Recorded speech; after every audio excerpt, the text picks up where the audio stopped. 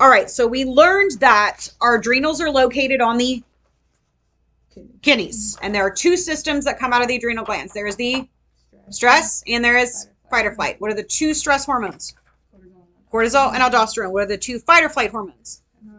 Epi and norepinephrine. Very good. All right, and you guys already know what the fight or flight hormones do. We had a whole page on that. I did. Go ahead and add it here too as well. Okay. Right now we're focusing on the stress side. Okay. All right, so this comes from the stress hormones come from the adrenal cortex. It's cortisol. Please don't miss that on the exam. I'll be so mad at you. Oh, that's good too. I like that. Oh, get it. All right, the job of the stress response. What does it do? It tries to regulate and not be stressful. It tells your immune system you're an overreactor. Yes, please settle down. It doesn't suppress it. It just tells it, calm down. Okay? Because remember, it's going to over-respond, right? Okay. So cortisol is called a glucocorticoid. So if they say that on the exam, it's saying the same thing. Please don't miss that again. Okay? All right. Aldosterone is called a mineralocorticoid. Okay? Similar. And I wrote it on there for you guys. Okay. All right. So there are 13 functions of cortisol. Let's talk about them. We're going to talk about what happens acutely, how it's supposed to help you acutely. And then we're going to talk about what happens if you have chronic stress and how that causes damage to you. Okay? All right. So first function of cortisol. Read it to me, Honesty. All right. So what does it tell your, what's wrong? Are you missing it? Okay. Let me wait till you get there. Okay. There it is. There's a lot of work today. Okay. All right. So the first function is to decrease the immune system. Not to decrease it to nothing, but just to tell it, you're overreacting. Please calm down. Okay. Now, short term, that's great. What happens if you're releasing chronic cortisol and you have chronic inflammation? What's going to happen to your immune system? It's going to be shut down to nothing. That's why when you're chronically stressed, you get sick a lot because your immune system gets really crappy. Does that make sense? All right. Number 2 function of cortisol. It decreases serotonin. What was our keyword for serotonin? Happy. Is now the time to be happy when you are stressed? No. Okay, so right now it's going to be like, hey, we don't need to be happy. Let her have her time. Let her have her cry. Let her watch Netflix and ice cream and do her thing. Okay. But what happens if you have long-term cortisol release?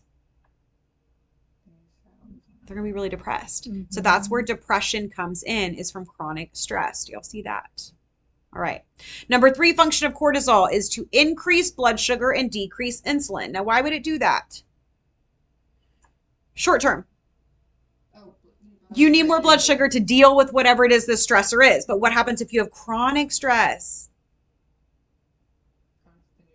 Diabetes, right? They're going to have chronic hyperglycemia and they may be at more risk of developing diabetes. That's why stress is one of the big risk factors for developing diabetes. Does that make sense? Mm-hmm. All right. Number 4 function of cortisol. Ashley, read it to me. More memory and attention. All right. So it's going to increase memory and attention. Now, why would it do that in a stress response? What if you got kidnapped by somebody? You're walking out to your car and some dude grabbed you, okay? And immediately your body's like under stress, obviously. Don't you want to remember everything about him, right? You want to remember, what did the car look like? What was he wearing? Did he have any tattoos? What does he look like? So it's meant to increase memory and attention. That's why I like to stress y'all out very mildly in here. I'll ask you direct questions to your face and you'll be kind of like, because it increases your memory and attention. Now, if I push you too far, that won't work anymore. So I try to just give you a little stress. That's why I ask questions so directly. Do you understand? Okay. But what happens over time with cortisol release over and over again is that you lose your memory and you lose the ability to pay attention. Like some people that had very bad childhoods or very traumatic childhoods, they don't remember them at all. Yes. And you know how your body will black out certain memories that were very, very stressful for you. Okay. Function number 5. Honestly, read it to us. Increased blood pressure. All right. Why would you need increased blood pressure in an acute stress response? I guess to Don't you need to be thinking? So more blood flow. Huh? More blood flow. You need more blood flow, right? So it's going to increase your blood pressure. Now, short term, we need that, right? We want to get blood flow to the brain because it's going to go up against gravity. Yes? Okay. But what happens if you have chronic stress? You're going to get hypertension. That's one of the biggest risk factors for developing hypertension. You with? Mm-hmm. Okay. Number 6. Detoxification. So it's meant to detox your body, right? Get rid of anything that's harmful. But if you're producing it constantly over time, what happens? You lose the ability to do that. And then your body's going to build up in all kinds of toxins and waste products and make you feel even worse and more stressful, right? All right. Number 7. Anyone? Bone turnover. It makes new bone. Okay. So cortisol in the short term, it's going to turn over your old bone and just kind of make new, like healthier bones, right? That's nice, isn't it? Okay. But if you have chronic stress, it can't turn over bone like that. So it will just stop doing that. So these patients may be more at risk of fractures, right? You also see this in little kids under a chronic stress response. If you have very, like, parents that are very hard on you and they're under a chronic stress response. Okay. She was like videoing herself for an Instagram or something. Oh. Snapchat, I don't know. These children do not grow. Can y'all give me just a second? I got food for my kids. Okay. Okay. Number 8 is muscle integrity. What does that mean? Like how well your muscles? Yeah, like keep your muscles intact, right? Of course you're going to need that in a stress response. Now, what happens in a chronic stress response? Yeah, so your muscles get weak and you can't, you're going to find that when you're under chronic stress. I don't know if you guys work out or you like exercise or whatever it is your activity is.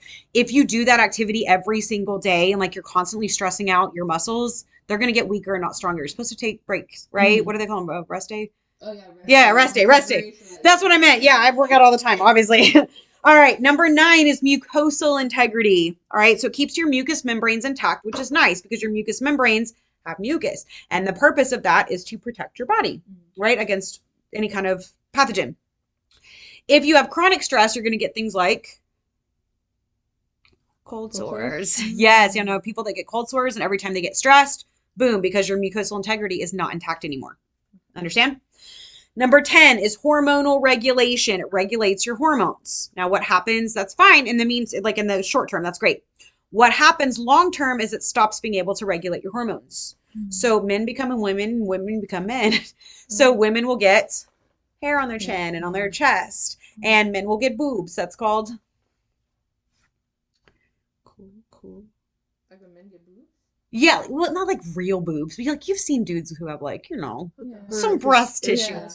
Hirsutism is the hair, male pattern hair growth, and women may get that, right? They may get like little hairs on their chin. You've seen women with, like significant, yes, okay. Gynecomastia. It's called gynecomastia is man boobs. Okay. That's man boobs. And women may get like amenorrhea where they stop having periods, right? Because A means without. Men means like menses.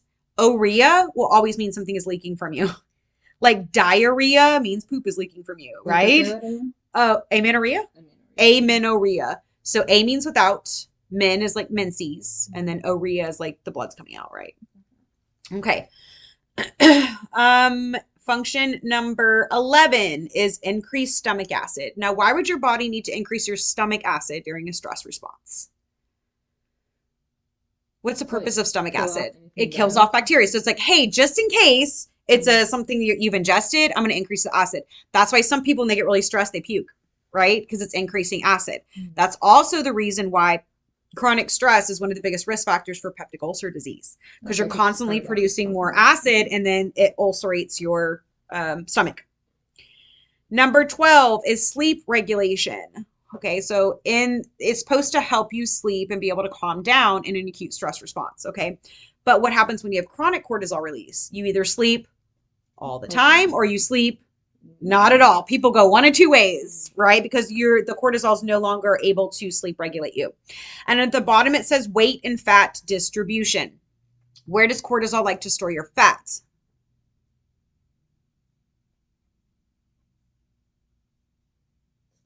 Yes. Okay. It likes to store stomach fat because it's like, hey, I'm stressed, obviously there's a stress response. And if you need to, if you need energy for later, we can always break down all this belly fat I just gave you. But the more belly fat you have, the more at risk of heart disease you are. So that's why people that are chronically stressed will end up getting an MI, because the cortisol made their belly super fat. I said that in a rude way, but you know what I meant. Okay. So cortisol increases your belly fat. And the more belly fat you have, the more at risk of heart disease that you are. Okay, so that's why stress is a risk factor for coronary artery disease.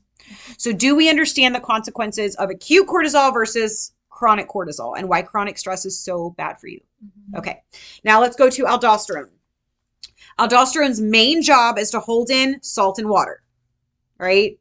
So that would do what to your blood pressure if you're holding in more salt and more water? That would increase your blood pressure. Okay, so that's its main job. It does also regulate some hormones, okay? And it's meant to increase your blood pressure, which makes sense because if you're holding on to fluid, more pressure. More fluid, more pressure. Less fluid, less pressure. That will always hold true. So for instance, if your patient is dehydrated, what's their blood pressure going to look like?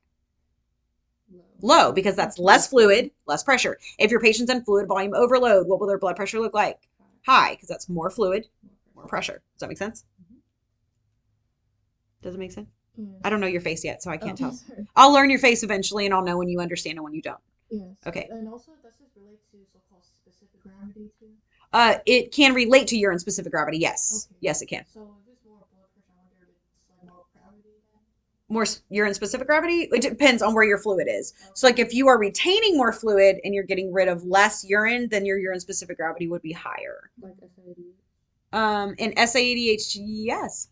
Oh my God. Okay. I have to think about it because when y'all ask me a question, I'm like, yeah, you did that to me earlier. Damn, that was a really good question, by the way. Yeah, that kind of like messed me up. I don't know. All right.